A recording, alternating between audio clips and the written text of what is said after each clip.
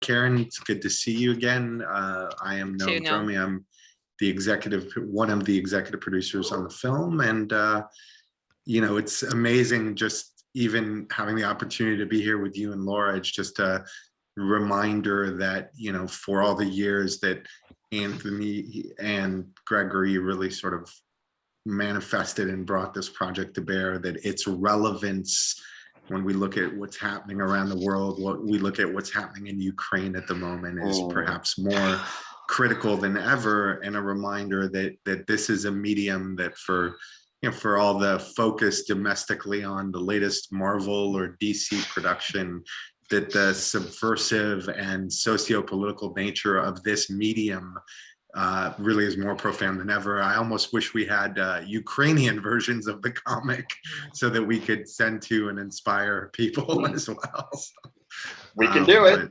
No, I know we can, but you've been going nonstop for the last many months. So all in due time, but nevertheless, it's wonderful to be here with everyone today. Thank you. So Anthony, tell me about yourself. It's a pleasure and privilege to be with you. Just briefly, again, I'm Anthony. I'm currently serving as very humbled to be serving as the interim co-executive director of the Fellowship of Reconciliation, along with my brother, friend, colleague, Ethan Vesely-Flad, who Greg also knows. And we've stepped in as Reverend Dr. Emma Jordan Simpson, our most recent executive director, had been appointed to serve as president of Auburn Theological Seminary. So we continue to maintain that relationship, and we're grateful for her leadership. And she, of course, is our narrator of the film, which you may know, and excited about that connection, the thread between Alfred, frankly, and Emma, represented in this Five Powers Revolution. I got to know Greg when I actually started teaching at DePaul University in Chicago. I was teaching adult students. Greg was in the very first class that I taught. I was teaching Love in Action, Thich Nhat Hanh, and he, humbly raised his hand and said, well, I spent the summer in Plum Village with Thich Nhat Hanh. I said, you did? Well, maybe you should come up here and teach the class.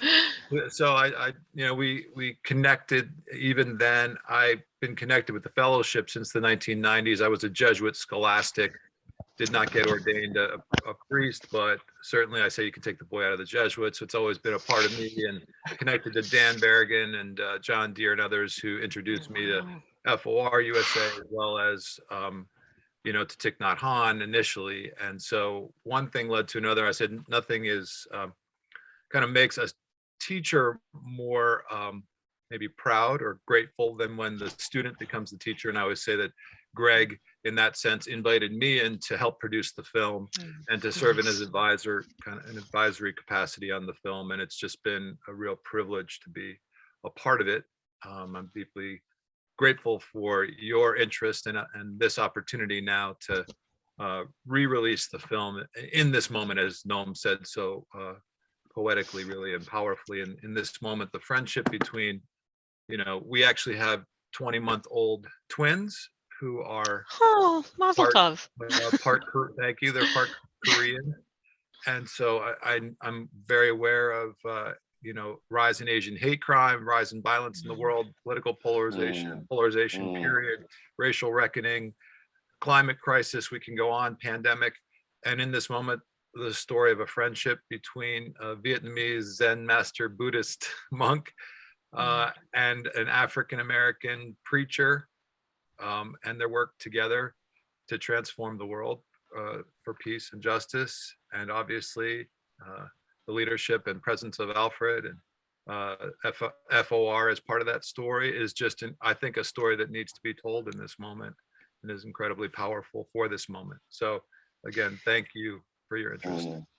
We did a panel on Zoom in early December on Asian American autobiographical comics, and it was all women or gender non-conforming people.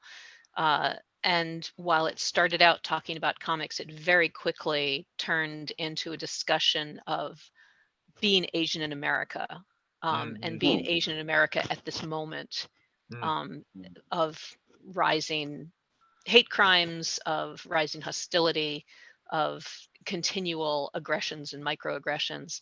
And I think it was very cathartic for them. One young woman of Chinese descent, one Korean, and 2 Japanese. Wow. So the full East Asian experience.